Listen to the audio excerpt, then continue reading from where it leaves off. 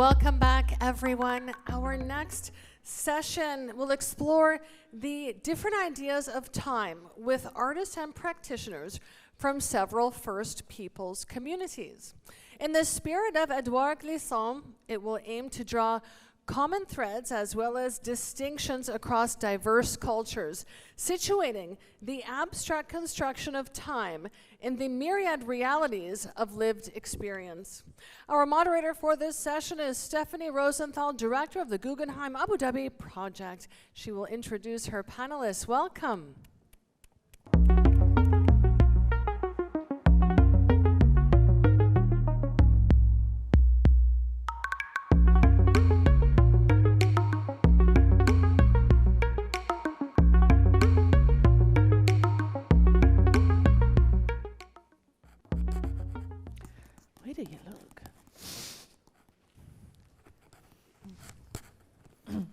Good afternoon, everyone.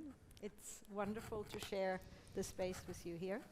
And also welcome to our audience. We're going to talk in the next 50 minutes about different perspectives of time. And before I kind of introduce you individually and you have some time to talk about your work, but also the importance of this idea of time or your perspective, just to say that even if we're sitting here all together, we don't think that there's one idea of time, but it's really important to say that there are many different ways of thinking about it.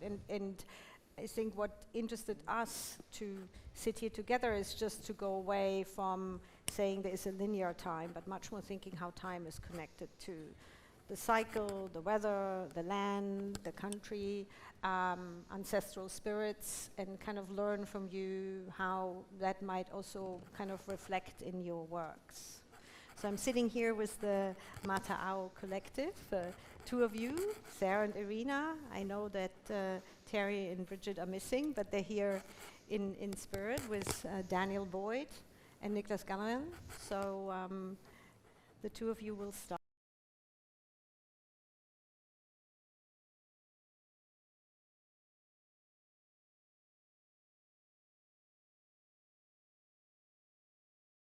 Ava Aotara from New Zealand, and Sarah Hudson. You both share that you're from a similar region in New Zealand, but from different tribes.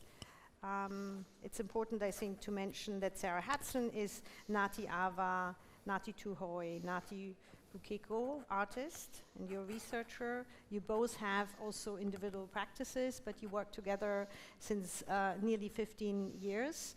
And this collective brings in usually a lot of other people, but you practice together, and I'm looking forward to hear a bit more about that and many other things. Thanks. Thank you, Stephanie. E te kana kia mihi au ki te tanga whenua o tēnei wāhi. Ke te iwi take ngā Emirati. Karanga mai kia māua, mai te moana nui a kiwa. Ka tuku he mihi mahana tēnei mai ia māua. Ki a koe, Stephanie, mo te tono ki te kōrero, ki ngā kai whakarite o tēnei hui, ki a kōrua hoki Daniel and Nick. Mata'au Collective is a collaboration between 4 Māori women artists from Aotearoa, New Zealand. We make works under single collective authorship, bigger than our individual capabilities. We've been together now for 12 years and have a mainly installation-based practice. Today, under the theme A Matter of Time, we're going to share about the practice of wānanga, its relationship to time, and how this concept of wānanga has formed the foundation of our practice. So the Māori concept we'll be talking about today, wānanga, can be defined as wā, which is our word for time and simultaneously place. And wānanga can be understood as building collective memory. So it's a kind of like this event where people come together to transmit knowledge from a Māori worldview, there are three underlying concepts that build into the practice of wānanga. They're whakawhanaungatanga, which is relationships and interconnectedness, manaakitanga, which is about hospitality and generosity, and then ako, which is reciprocal learning and teaching. So Mataho Collective has a unique approach to wānanga, combining our traditional practices with our contemporary perspectives of now. So the four of us live in different places in Aotearoa, so we have to designate time for focus periods where we come together, often fly from other places of the country, and we stay together, we eat together, we make a lot of decisions together, physically making and installing work together. So we put these ideas that we talk about in this space into action, and usually employ accessible materials to our community using customary techniques. We like to push the boundaries in this space and think about what amazing things our 8 hands and 4 brains can kind of come together and accomplish in a really concentrated period of time. So when I think back about what it looks like when we're working as 4 women together, it's like the television remote's on fast forward times 4. And even I am often astonished about how much we've achieved in that small period of time. And then the works that we make become the forum for our stories that we then push out of this wānanga, or this space that was usually just between the 4 of us. And the works become the voice for the stories. So our collective was founded in wānanga. We met in 2011 at a series of wānanga with artists and activists. In 2012, we were invited to a summer residency program where we decided to create under a single authorship as opposed to a group exhibition. In preparing this, Irina and I were just thinking, who came up with that? Like, how did that happen? But it did, and we have just kept rolling with it.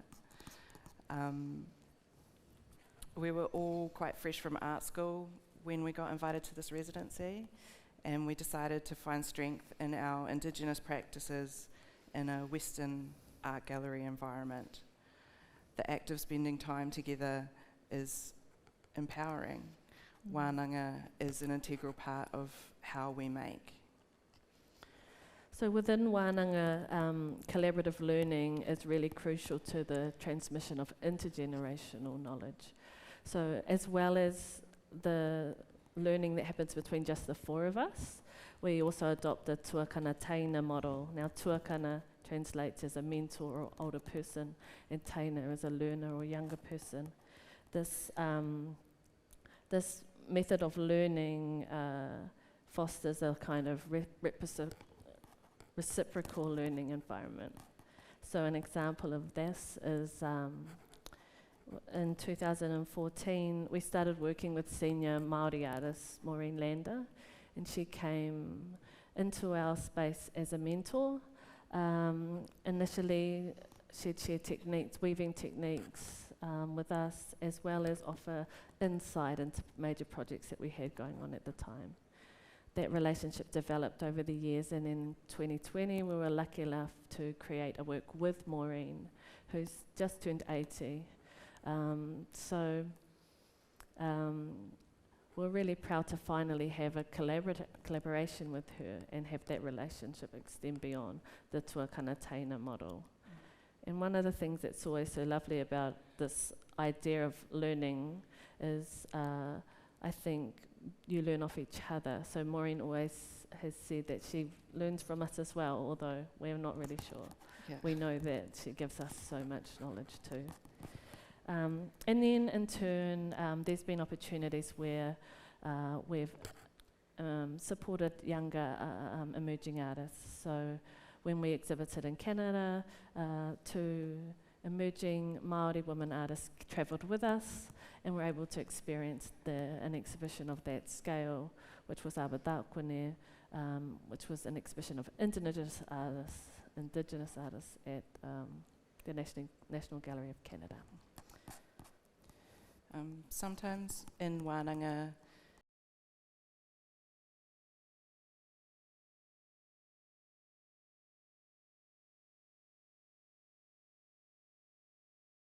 as a collective, we find inspiration from stories that have been passed down for generations. Through wānanga, we can collectively research and trace the retelling of these narratives, and we get to acknowledge the blatant and often violent colonial frameworks that have been placed on top of our Indigenous knowledges. Through unpacking and reconsidering these narratives in wānanga, we get to uplift the often silenced female voices that are scattered throughout typically male-centric hero tales. We instead champion women and their important role as knowledge keepers, but this comes from spending time, critical time, with the texts and having each other close to talk over these contemporary considerations.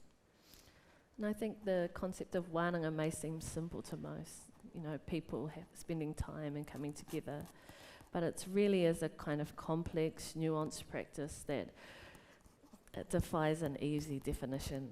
And implementing this in today's society presents so many challenges.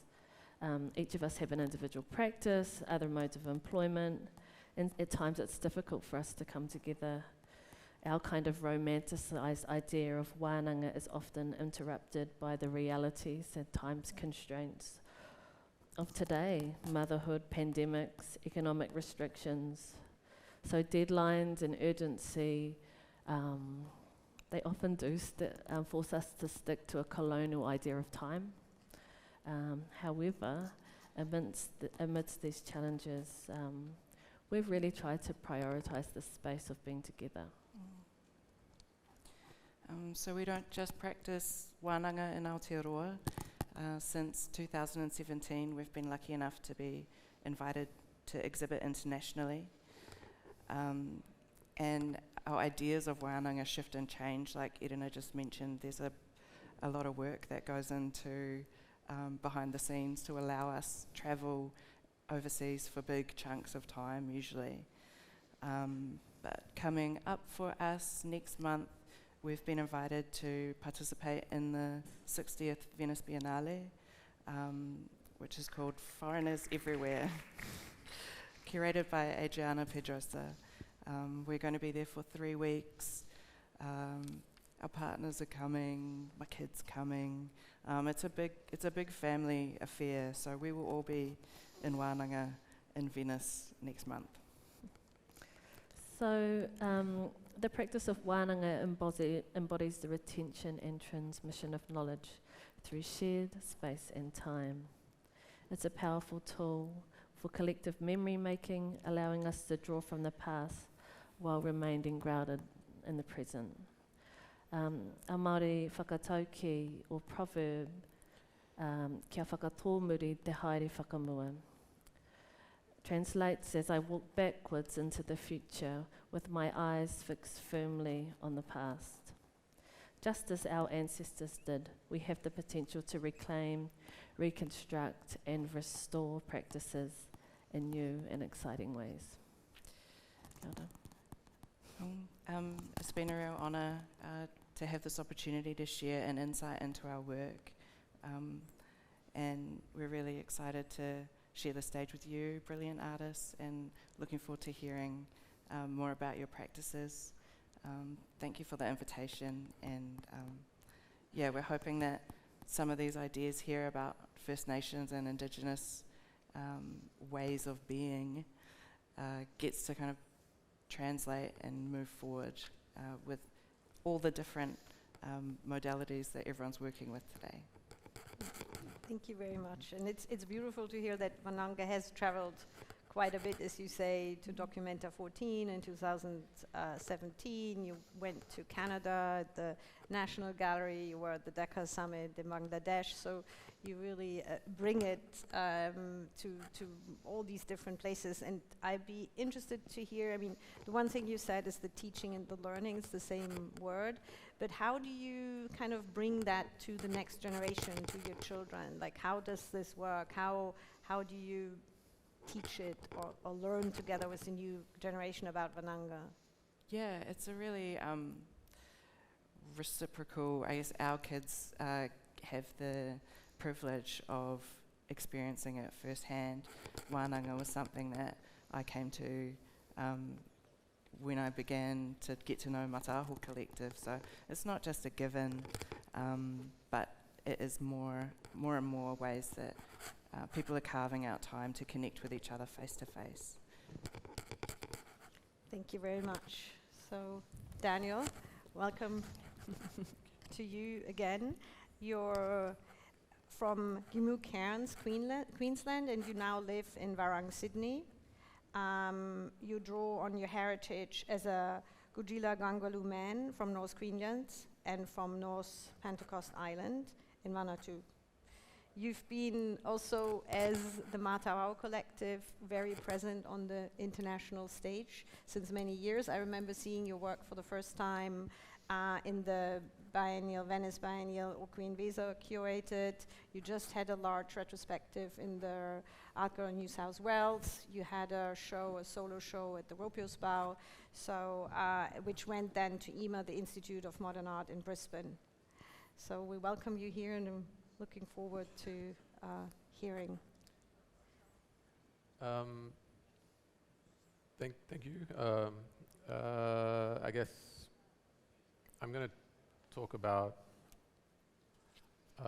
artistic traditions in relationship to deep time, and I really just wanted to acknowledge the role that the arts or artistic traditions play in cultural transference in my community, and particularly through song, through dance, and through mark making. And I think, you know, all of the talks that have happened so far, they all connect to the same thing. I think it's about humans and this engagement with the transference of knowledge or cultural production. But in this particular form of cultural production, I don't think we celebrate the expanse of time that this cultural transference has happened. I come from the oldest continuous culture on earth, and what I'm really interested in is that kind of poetic transference. How, like the painting that's on the screen, how it offers multiple entry points into something, so it becomes about multiplicity. It allows a connection with the accumulation of things. Each dot on the surface of the artwork is a transparent lens, and it doesn't connect to those typical understanding of what Aboriginal art is in the Australian context.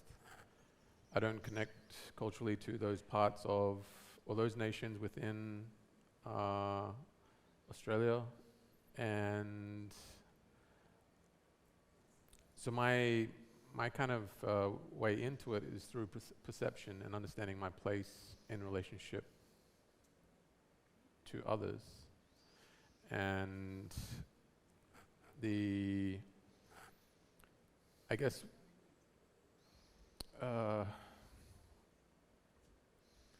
the surface of the paintings and the way that light interacts with them was about bringing them out of the situation where they become static objects that sit on the wall. It was about this experience that the audience has with the object and how they are offered an opportunity of engagement. So it's about creating a space where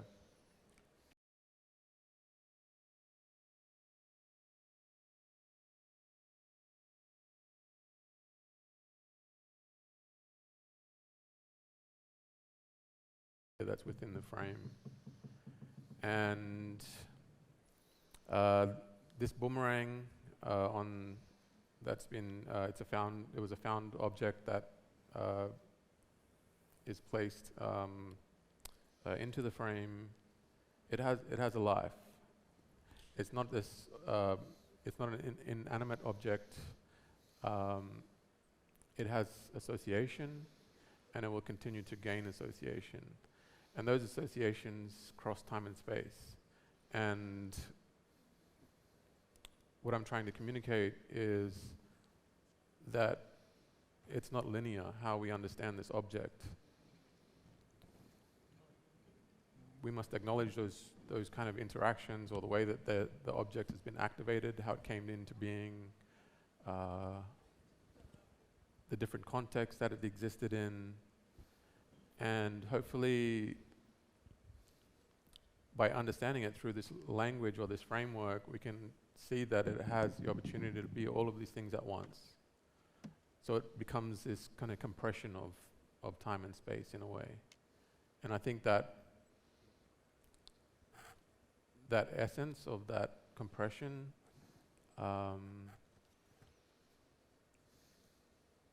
is what I'm trying to find in these works.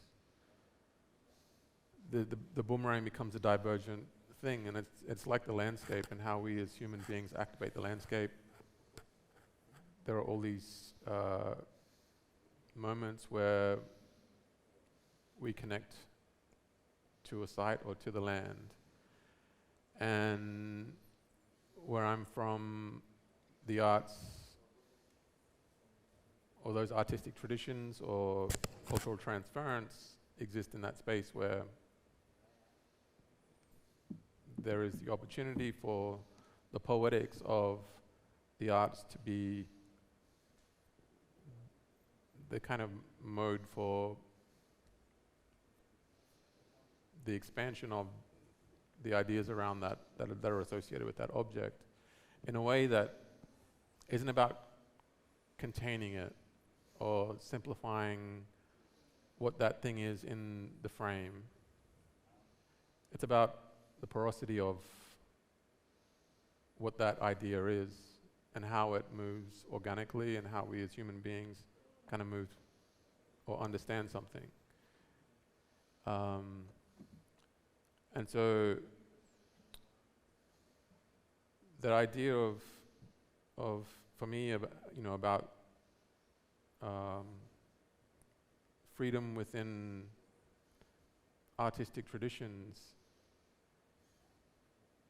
it's what I believe keeps these stories present over 40,000 years.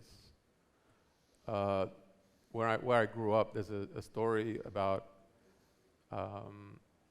when the sea level rose 140 meters and people were displaced from the continental shelf. And these stories have been sung for generations and generations. And there's a beauty in that kind of that transference, or that cultural knowledge, and how we use song and dance and mark making to produce this imagination or this magic that is associated with this cultural production.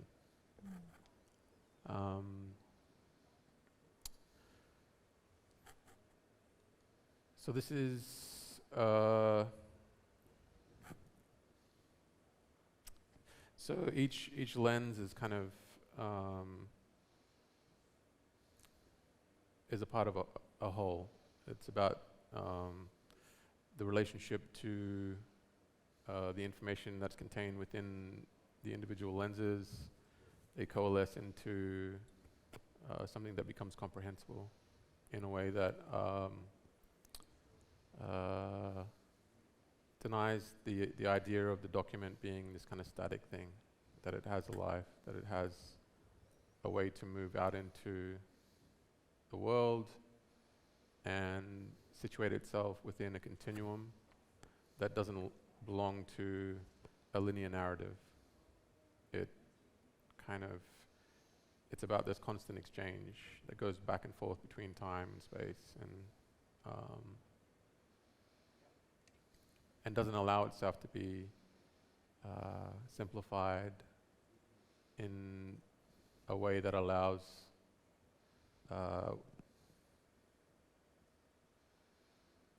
oneself to be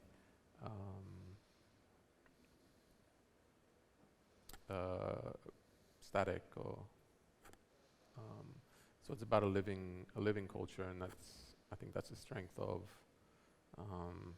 First Nations cultures around the world, and how language and oration and performance and mark making have kept these traditions alive so long. I think it's the kind of the magic and the power of kind of withholding or allowing something to be poetic in the way that it moves out into space.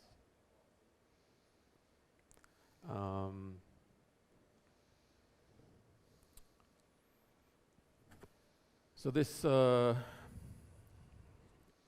actually, I'll just go back to this.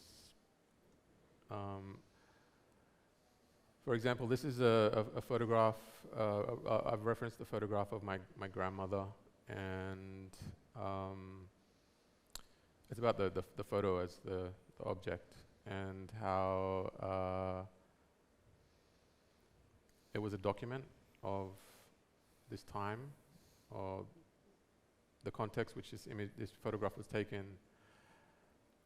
But by repurposing this image within my language, I allow it to be the kind of value, or the value associated with the photograph, to be shifted. What I did was I created this painting, and then I kind of felt uneasy about letting this image of my grandmother go out into the world on its own. And so what I did was I created a painting, a version of this painting for each of her children.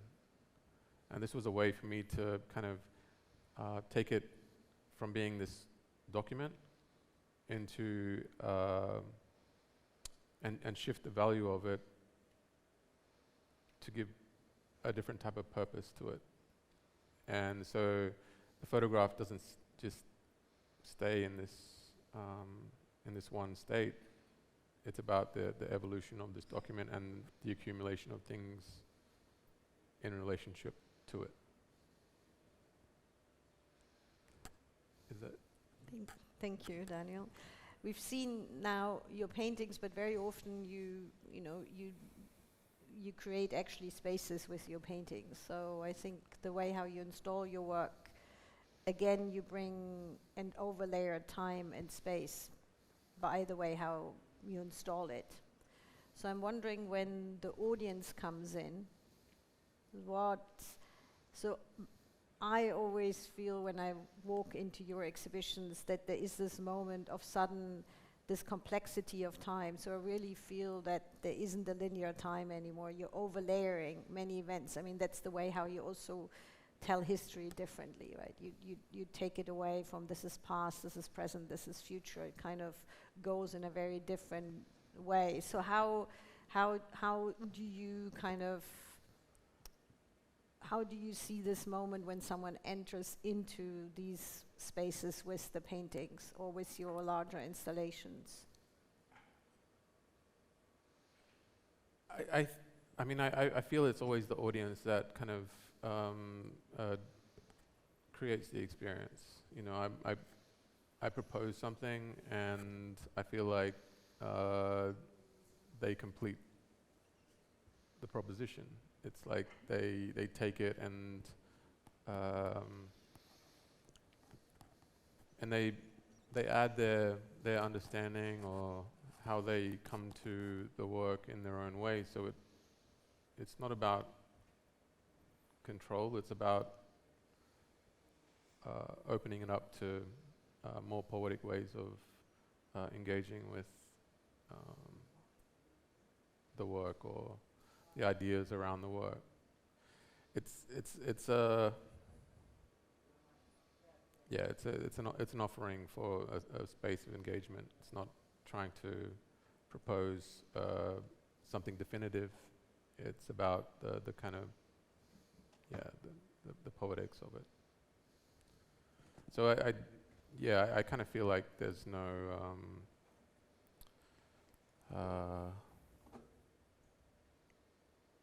rules in a way to how we have to think about where they're situated in time. I kind of feel like it's all a part of the same thing. Yeah. Thank you. This is quite a special moment, I think, for the UAE, and some of you, I'm sure, from the audience, and some of you know that, you know, we're kind of traveling between these places of gathering, between the Art Dubai with the Global Art Forum, where there was the big theme was the weather, or the March meeting in Sharjah, where it was a lot about the collective. And I thought that what we're talking right now, I think, reconnects with that. No, and it's all of that is related to time. I mean, making the time to work together and to share, or also this kind of redefining history, so looking at time differently. And I think what is in this panel very present, and I think that leads over to use, is also this relationship to land and how that actually connects, and is very important for how, or through what we perceive time. And Nicholas, your work was just very, very present last year in New York, through and supported by the Public Art Fund. But I also know, I mean, I got to know your work through Brooke Andrew and his work and his shows, but also Desert X and Palm Spring. You are based in Sitka, Alaska. You're from Kinglet, Unanga. I'll open the stage for you, and then afterwards we can talk a bit together. Hopefully we still have some time. Ganeshish, thank you. Yehiatsin, Yuchat Duasak, Hluknahadi Hatsati, Kagwantanyadi Ayachat Shikakwan. My name is Nicholas Glannon, Yehiatsin. I'm Klinket Unangan, multidisciplinary artist based in Sitka, Alaska, and it's a pleasure to be here with you all. I'm going to lead with some images of where I come from. This is Shitka, or Sitka, and this is the home of my ancestral community. That this place still shapes my understanding of this world, and our history here is from time immemorial. So there's stories of the volcano on the island in the back of the horizon here erupting. There's stories in our community of the volcano erupting again 800 years ago. And today, scientists are back studying this volcano, but are relying on our indigenous oral histories as part of their understanding of some of this. For me, my understanding of time in my ancestral homelands begins with the seasons, so and the tides, and with the seasons and the tides is our harvesting and our come from a very abundant place, and still live a life where harvesting sustenance for not only my family but multiple other families and elders is part of why I am still living in my homelands. Part of myself living in my homelands is resistance to settler occupation that has actively tried to remove us from our homelands. And part of it is continuum and practice of culture through being present in that space and time. So when the salmon run, we're there. We learned how to survive and harvest salmon from hoots, from the bears. In this image you can see we're fishing alongside coastal brown bears. They are generally not bothered by us when the fish are in, but you know, this is not something that you'd always want to participate in. The processing of our salmon, our smoked salmon, it's ancestral knowledge, it's soul food, it's something that we do as a family, it's something that we do to survive and to continue this knowledge. So smoking our salmon after harvesting it and then obviously distributing it, it sustains us for the year essentially. And that's my deepest connection of understanding to place. With that comes responsibility, with that comes care, with that comes this knowledge that is generational. And without that, harm and damage and other forms of violence occur in our homelands and in our communities, because that care is something that I refer to as a disconnect. And we witness that today in a lot of different ways in a corporate or capitalist world. In 1960, one of our fishing villages was intentionally burnt down to displace our community and make way for the construction of a boat harbor. I would like to share this image and connect it to the work that is happening now, and it's work that I continue to think about in reference to time and continuum and knowledge transfer and place. Alongside that, I would throw in healing. In 2017, I believe, I was asked to be the lead carver on Kutia, a totem pole to be placed on the site of that harbor that was burnt down. Some of the elders that worked with me in the protocol for this process of doing this totem were children at the time of that displacement and violence.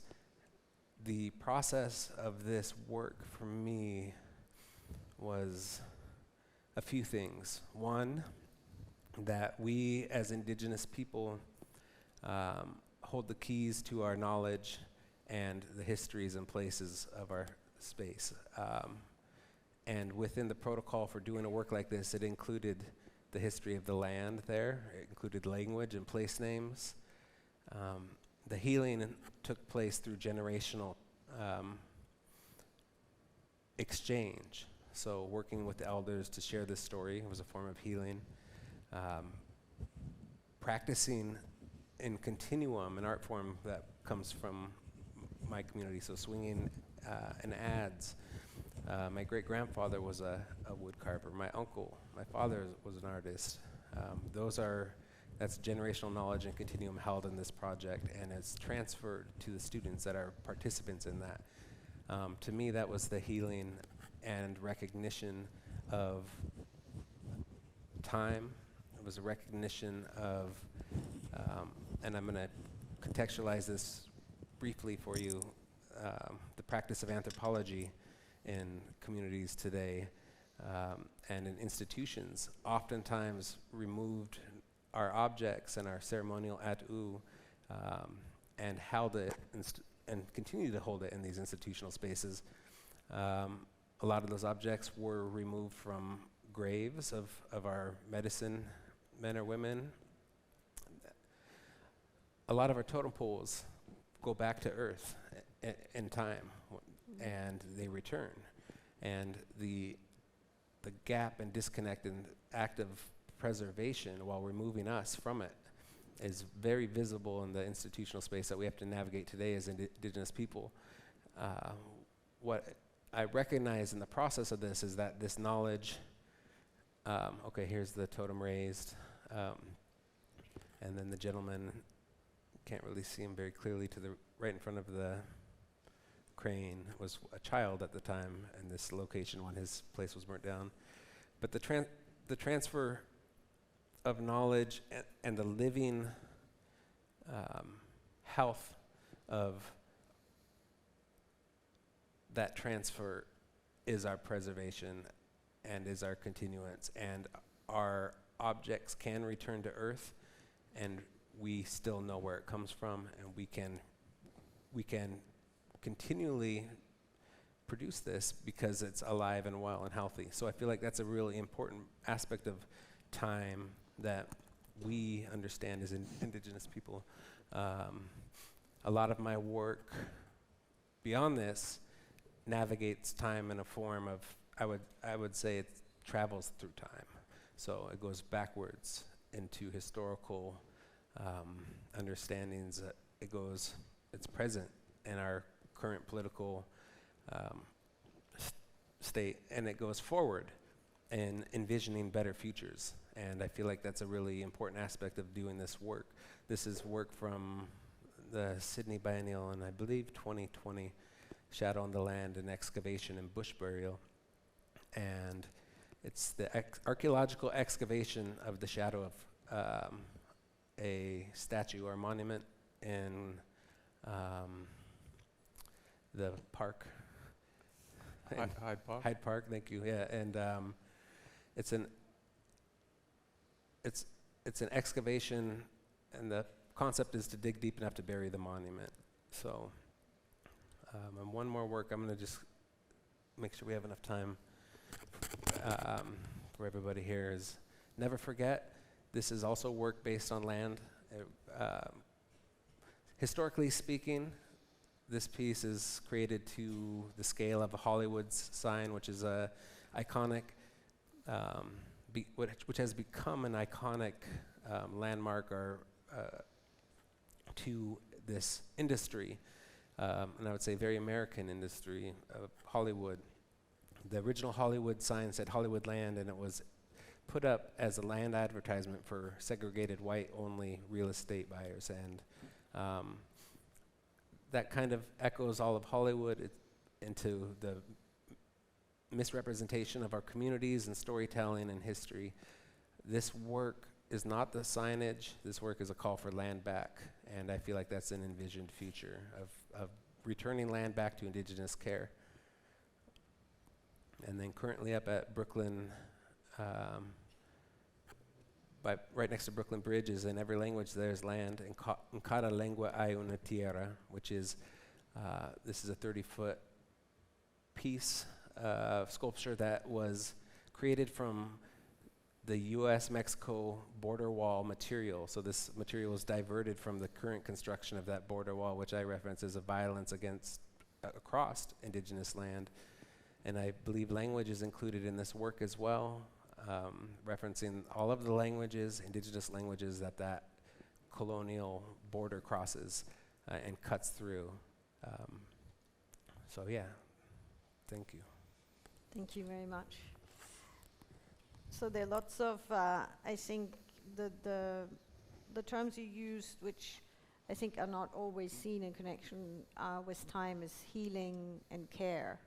And I'd like to kind of hear maybe a bit more where you know, how you see that in relation to knowledge transfer and how that, happens, of course, through your work, but also, through the way you kind of work in general, not just only through your artwork. I feel like this is all connected to place deeply. All of the work that you're even referencing, and it comes up in your work here too, is that unseparable connection to place. And healing in our communities, for me, is continuum and practice of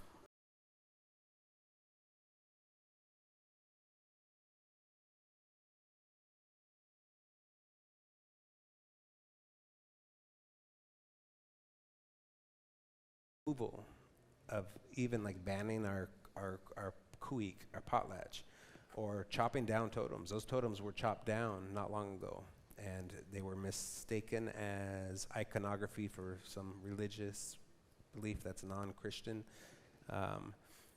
So the practice of our existence, in envisioning survival in the future, is healing.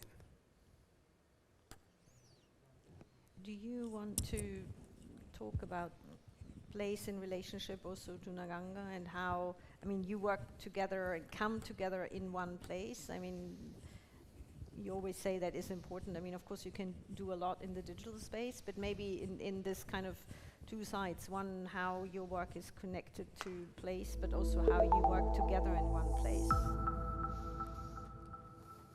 Is that the beep? That's the thing that we still have 5 minutes. 5 minutes. Okay. I think connection to place. What resonated for me was how Nick was talking about continuum, and for us, the practice of wānanga, and the place being not a physical place, but a place of people coming together, being really healing for us. The idea of what we're doing is nothing new. It's not surprising to us to work together as a team. It's not surprising to our families, but we're doing it. Well, this practice is a continuum. It allows us to connect through time and connect with what our ancestors did, and for us to make kind of a look at the process of art making and the innovation that sits within our culture, that's always existed in our culture, can grow and move forward. Yeah. There's definitely a healing in the reconnection of those practices as well, though, because like I've heard in a few other talks today, the kind of interruption of colonization can sometimes sever that, and these can be radical acts of getting together and sitting together and talking, because there were times where we were not allowed to do that. There was a Tohunga Suppression Act in our country, which there were severe penalties for people just getting together and sharing knowledge, Indigenous people sharing knowledge. So every time we get to do this and reconnect those dots is really important. Yeah, I agree. I think land is important to everyone, and I think it's about the responsibility of care for that land, and honoring our ancestors and our children as well. And I think it is, I mean, within our stories, all of those things come back to how we have a responsibility for our community and for the lineage of those cultural traditions that exist and will continue to exist in whatever form. But it's about centering ourselves again in the kind of the frame of the exchange, and hopefully we're doing that for our ancestors. Yeah. I think I open up now a huge subject matter, and I know I have only 1:40, but just I think what I experience with all of your works and how you work is a very close connection between the art and life. I think that's what kind of is something which I think is very strong. That it seems to even in your case we could say, well, it's paintings, but there's something so much more in how you work, because what you talk about is the knowledge transfer, and that's not just you being in the studio, but this is you also living what you show in your works. And I think that is something which is what I want to learn from you is this really, there seems to be a very clear connection between these two practices and between these two ways of, practicing art and practicing life, but that if these go together, this will really have also a transformation, I think, in, the generation after you, your children, and the people around you. And I think I know we don't have much time to respond to that, but it seems, I wonder how much you actively do that, or how much this is just like the way how you work. It comes from, a kind of ancestral community which continues through that, and the artworks show it, but it's much more than that.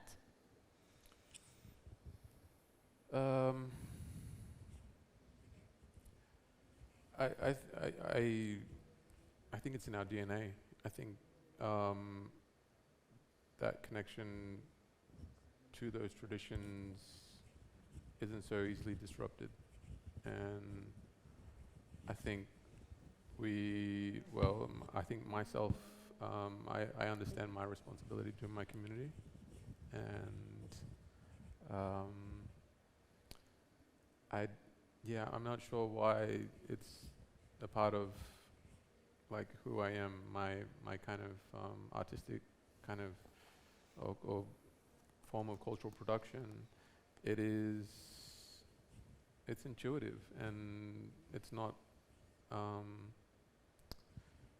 I try not to kind of prescribe those parameters to the ideas that I engage with. I'm happy for them to evolve and be a part of other people's lives as well. And they're usually those people, the people that are closest to me, or the community that's around me. So, I mean, I never kind of worked to that model. It's just who I am as a person, and how I engage with those traditions. Thank you very much. I'd like to talk about how museums have to do this, where the artworks represent these thinking. We'll do this at another panel. So thank you so much. Please join me to thank our panelists, and thank you to the audience. Thank you.